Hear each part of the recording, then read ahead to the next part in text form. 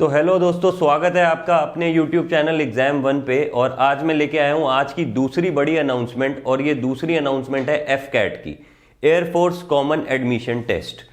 ये जो अनाउंसमेंट है ये फर्स्ट एग्जाम 2024 का। तो जैसे आपको पता होगा एफ कैट का एग्जाम साल में 2 बार होता है, एक फर्स्ट शिफ्ट में होता है और दूसरा होता है आपका letter in the next 6 months में होता है। तो अब जो टोटल इस बार जो पोस्ट निकली है, जो टोटल पोस्ट है वो इस बार 327 पोस्ट है। एक शॉर्ट नोटिफिकेशन आ चुका था 17 नवंबर को, और जो इसकी फॉर्म फिलिंग की जो डेट थी वो स्टार्ट हो चुकी थी 1 दिसंबर से। लास्ट डेट इसको फॉर्म भरने की है 31 दिसंबर 2023। अब इसमें एडमिट कार्ड की भी डेट रिलीज कर दी है, और टेंटेटिव आपको एग्जाम डेट भी अनाउंस हो चुकी हुई है। 16 से 18 फरवरी का 2024 में इसका एग्जाम है, और जो एग्जाम एडमिट कार्ड जो आपका रिलीज होगा वो 31 जनवरी 2024 को होगा। अब ये जो पोस्ट निकली है ये दोनों के लिए निकली है, फ्लाइंग ब्रांच और ग्राउंड ड्यूटी। ग्राउंड ड्यूटी में भी 2 तरह की आ जाएंगी, टेक्निकल और नॉन टेक्निकल। अब इसमें भी एक बहुत बड़ा एडवांटेज ये है कि आपको सीधा लेवल 10 की जॉब मिलेगी as per the defence matrix. और ये जो अपना कॉमन 7th पे कमीशन के अकॉर्डिंग ये वही वाला पैकेज बनता है आपका 56,100 से 177,500 का। तो मतलब ये भी एग्जाम एफ कैट का भी बहुत ज्यादा इंपॉर्टेंट है, क्योंकि आपको सीधा देता है लेवल 10 की जॉब। अब आगे हम बात करते हैं कि इस एग्जाम में मतलब एलिजिबिलिटी क्राइटेरिया क्या है, कौन कौन से स्टूडेंट्स इस फॉर्म को भर सकते हैं। तो एलिजिबिलिटी क्राइटेरिया में सबसे पहले आपको इंडियन सिटीजन होना बहुत जरूरी है, मतलब आपको भारत का नागरिक होना बहुत जरूरी है। और इसमें जो फॉर्म मतलब जो एज लिमिट है वो 20 साल से 24 साल है फ्लाइंग ब्रांच के लिए, और 20 साल से 26 ईयर्स है आपकी टेक्निकल एंड नॉन टेक्निकल के लिए। तो मतलब आपको मिनिमम 20 ईयर्स होना चाहिए। 24 तक आप फ्लाइंग ब्रांच के लिए एलिजिबल है, और अगर आप ग्राउंड स्टाफ के लिए जाना चाहते हैं तो उसके लिए आपकी 26 ईयर्स तक की लिमिट है, चाहे आप टेक्निकल लो चाहे नॉन टेक्निकल लो। और ग्रेजुएशन इंपॉर्टेंट है। और एक बात और बता दूं आपको, ग्रेजुएशन के साथ साथ आपको मैथ्स फिजिक्स में 12th पास करनी होनी पड़ेगी, और बीई बीटेक वगैरह अगर है तो वो तो बहुत ही अच्छा है। तो मतलब मिनिमम जो आपका क्राइटेरिया है वो ग्रेजुएशन है, और एज लिमिट ये दी गई है। नेक्स्ट बात करें सिलेक्शन प्रोसेस की, तो आपको एफ कैट का एग्जाम पास करने में और आपको अपनी जॉब सिक्योर करने में 3 स्टेप्स लगते हैं। एक तो होता है, सबसे पहला होता है ऑनलाइन टेस्ट, दूसरा होता है आपका AFSB इंटरव्यू। AFSB क्या होता है, एयरफोर्स सिलेक्शन बोर्ड एक आपका इंटरव्यू लेता है, जस्ट लाइक आपका SSB इंटरव्यू होता है आर्मी NDA वगैरह स्टूडेंट्स के लिए। तो ये AFSB का रहता है आपका एफ कैट में।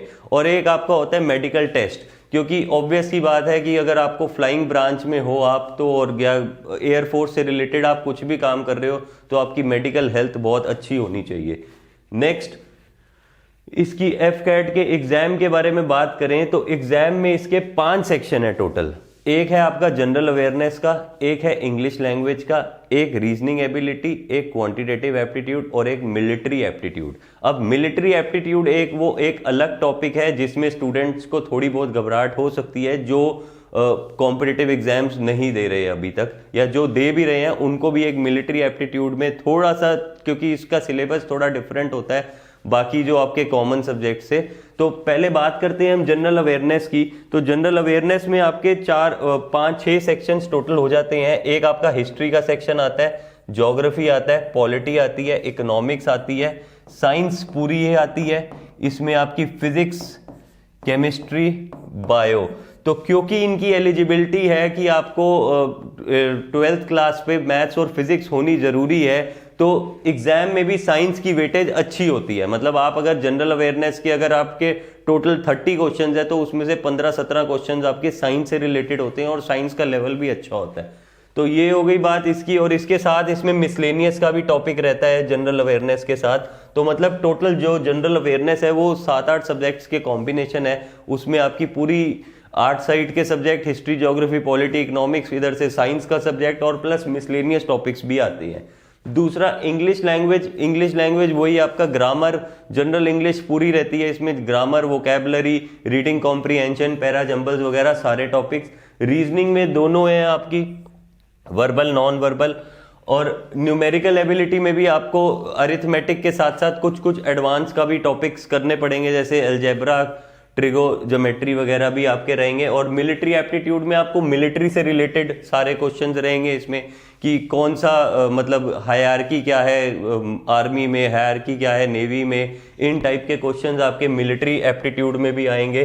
टोटल जो नंबर ऑफ क्वेश्चंस की बात करें तो टोटल क्वेश्चंस होते हैं इसमें 100, टोटल मार्क्स हैं 300, और आपको ये एग्जाम देने के लिए मिलते हैं 2 घंटे 2 आवर्स मिलते हैं, टोटल 120 मिनट्स आपको इस एग्जाम के लिए मिलते हैं। और कुछ जो स्टूडेंट ग्राउंड ड्यूटी के लिए अप्लाई करेंगे उनको ये एक एडिशनल एग्जाम देना पड़ेगा, mechanical computer science, electrical and electronics का। ये टोटल 45 मिनट्स का एग्जाम होगा और इसमें नंबर ऑफ क्वेश्चंस 50 होंगे। ग्राउंड ड्यूटी वाले स्टूडेंट्स को ये एडिशनल एग्जाम देना पड़ेगा जिसमें आपके टोटल 45 मिनट्स मिलेंगे, 50 क्वेश्चंस होंगे आपके। तो ये आपको आपके जो ये ग्राउंड ड्यूटी वाले स्टूडेंट्स हैं, टेक्निकल ब्रांच, सिर्फ ग्राउंड ड्यूटी में भी टेक्निकल है, नॉन टेक्निकल है, तो लेकिन सिर्फ टेक्निकल ब्रांच वालों को ये एग्जाम देना जरूरी है। अब अगर आपको ये भी ध्यान रखना है कि हर एग्जाम में क्या होता है कि किसी में करेक्ट आंसर के +4 होते हैं, किसी में +5 होते हैं, और कईयों में जैसे ये एग्जाम है एफकैट का, इसमें आपको सही आंसर के लिए मिलेंगे 3 marks, 3 marks for every correct answer, और 1 मार्क होगा आपका एक गलत आंसर के लिए। तो ये इसमें रेशियो ये भी आप ध्यान रख के जाना, जब अपना एग्जाम देने जा रहे होगे या अपने मॉक्स वगैरह लगा रहे होगे तो आप अपना स्कोर कैलकुलेट उसी हिसाब से करना, +3 for the correct answer and -1 for the wrong answer.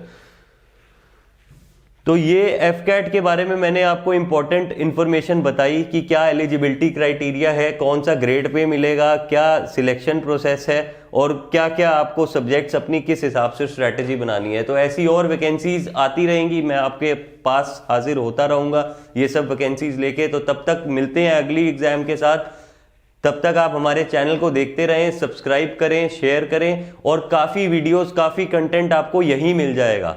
मतलब आपको कहीं और जाने की जरूरत भी नहीं है, यहीं मिल जाएगा। और हमारी बुक्स भी अमेजॉन, फ्लिपकार्ट दोनों पे अवेलेबल हैं, चाहे एफकैट के हो चाहे MNS की हो। लिंक्स मैं आपको वीडियोस में डलवा दूंगा। ठीक है, टिल देन गुड बाय।